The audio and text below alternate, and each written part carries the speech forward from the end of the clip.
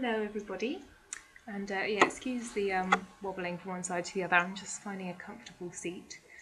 So today I'd like to talk about step 4 of the What I Need process, which is called engaging with your behaviours kindly. And a lovely What I Need participant also pointed out that she had not only been engaging with her behaviours kindly, so her actions, the things that she was doing, but also she was engaging with her thoughts kindly. And I thought that was an interesting idea too. So it's not just about being kind to ourselves when we're doing things that maybe we wouldn't approve of or we don't find acceptable. Also, we can notice when we're getting thoughts that are perhaps unhelpful or challenging, and we can be kind with those too. So really this step is about the general principle of kindness, and the Buddhists speak a lot about loving kindness, and this is where I first got introduced to this term. I've done 2 mindfulness courses, and both of them talked about loving kindness as a Buddhist principle, and also loving kindness meditation, sometimes referred to as metta meditation. And in these beautiful meditation practices, we invited kindness for ourselves, first and foremost, and then we offered that kindness and that compassion to other people around us in our communities, in the wider world.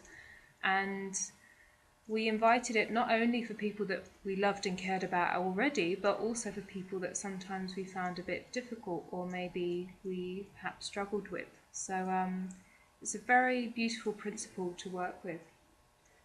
And I think for me, loving kindness was such a revolutionary principle because it was the exact opposite of the way that I was living in terms of trying to change and progress in my eating habits and in my relationship with my body.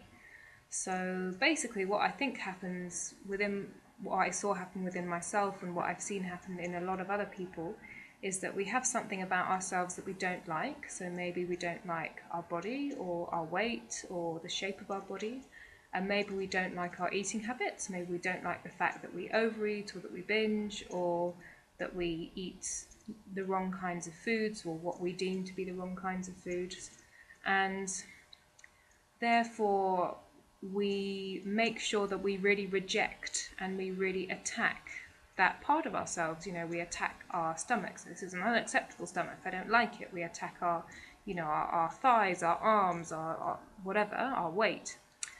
Or we attack that eating behaviour, overeating so bad, I can't believe I do that all the time, and binging, that's terrible, and I can't believe I'm such a terrible gluttonous person, so we carry, we beat ourselves up basically, we beat ourselves up mentally on a daily basis, where we attack the behaviours and also the bodies that we live in.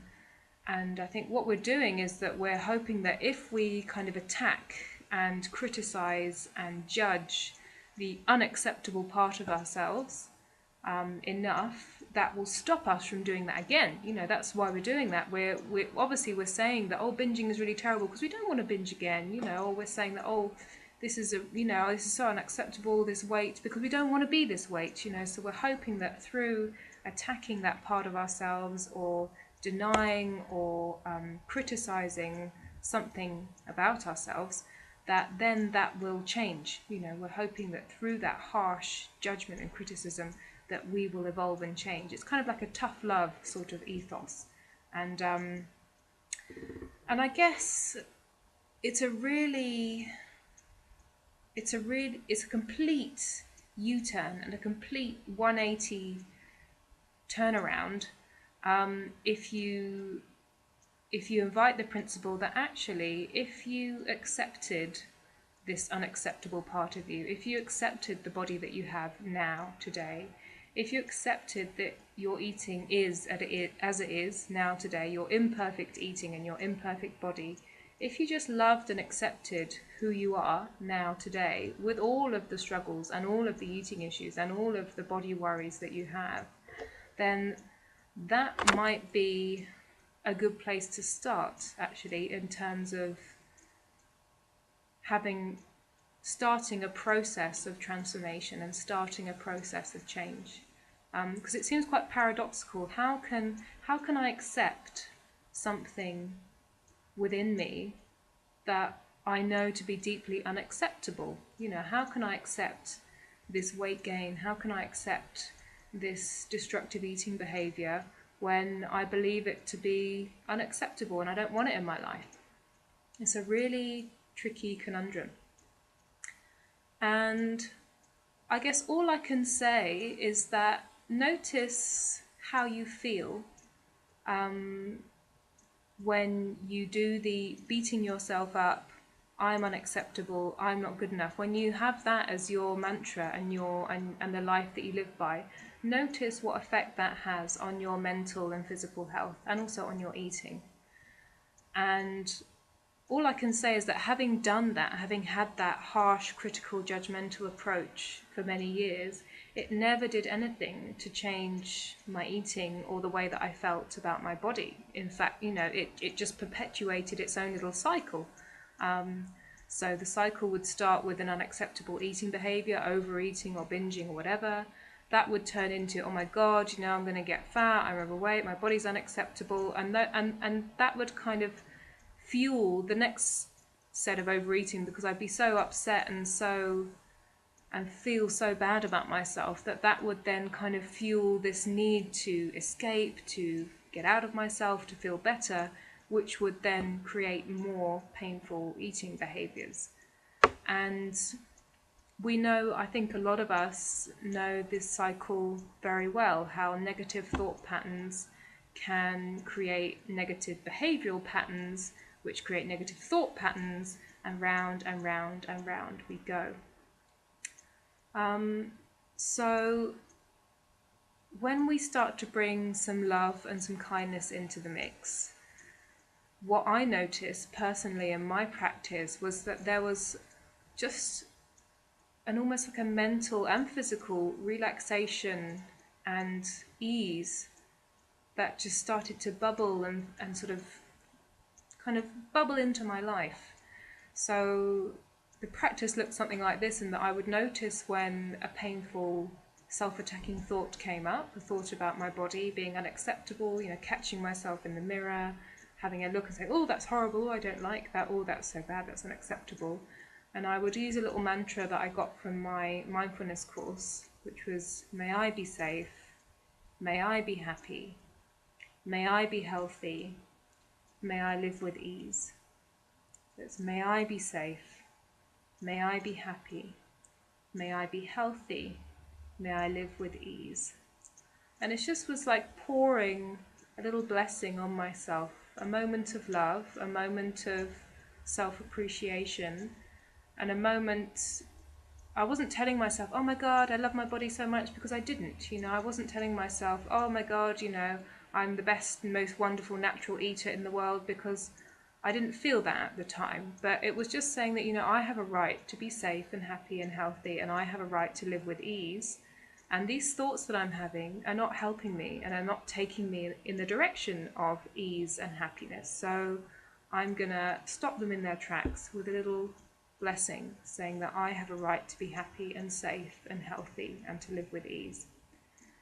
And what I noticed, that even if I'd had, let's say, an overeating episode or, a difficult eating time, and then I'd get the thoughts of attacking the body and the body hatred and everything else, that little mantra, that little moment of awareness and care and love for myself would allow me to kind of rest and relax into myself in a way that actually calmed the overeating and the cravey thoughts down. And my eating changed. My eating generally, on a general scale, felt calmer and easier and less compulsive. So that was a result for me. And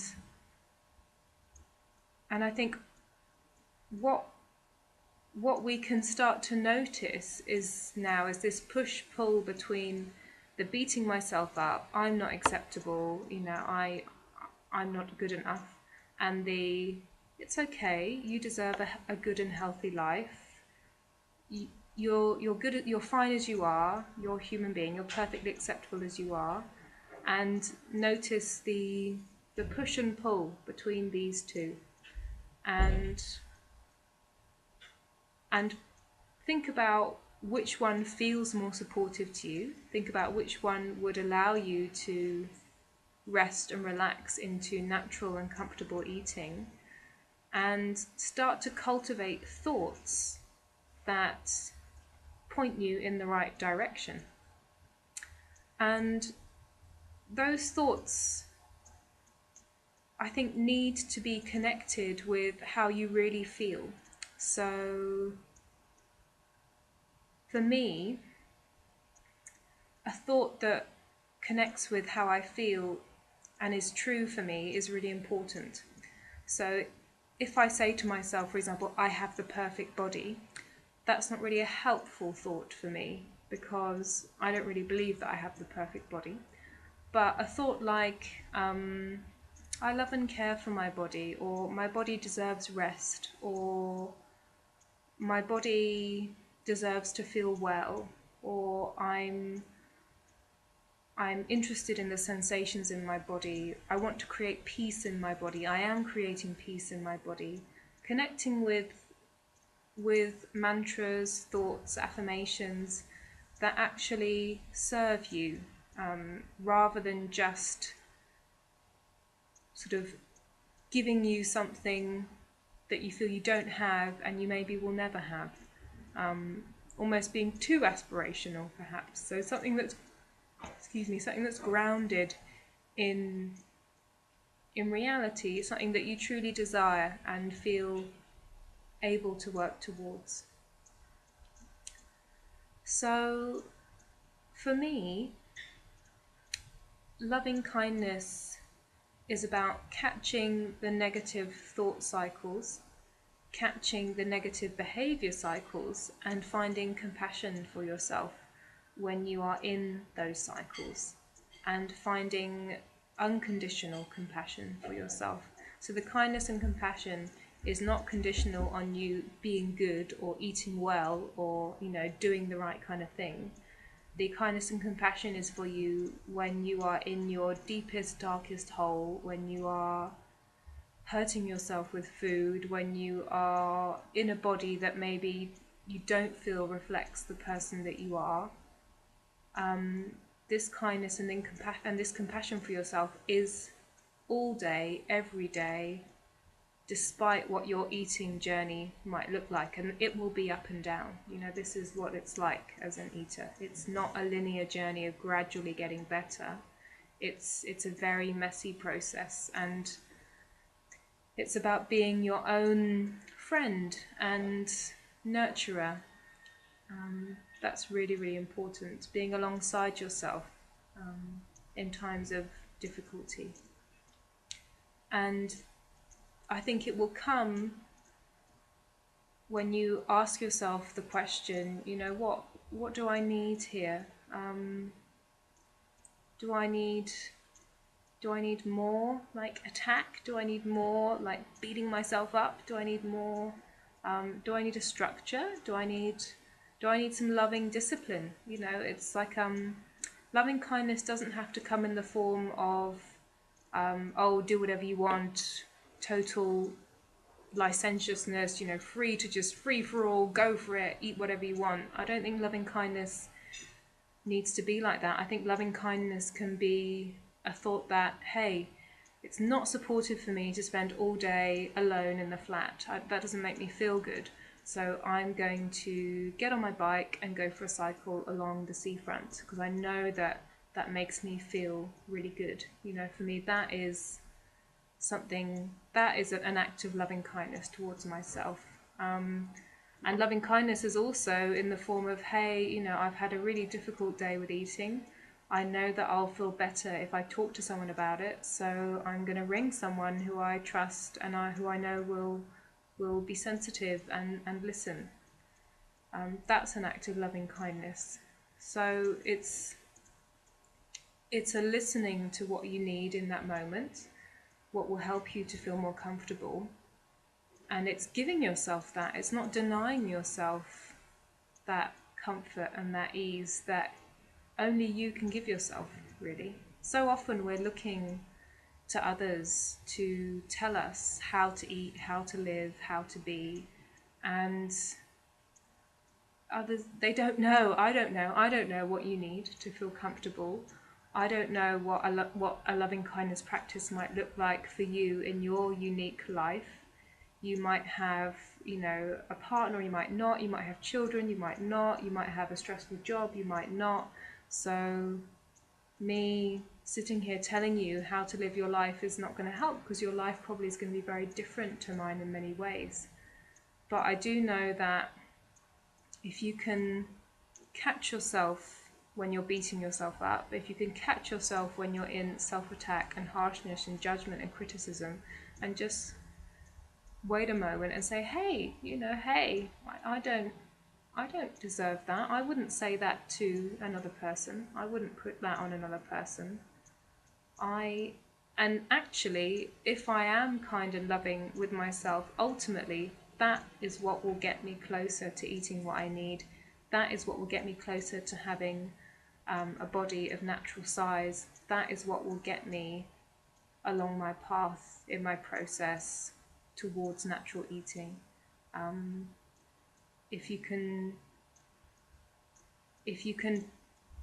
change one thing about your inner reality, if you can move from judgment and criticism and harshness towards yourself to a friendlier, kinder, more compassionate response, that could be one of the most powerful things that you do for yourself. And it's on a day-to-day basis. It's a daily practice that becomes more natural and easier the more you do it.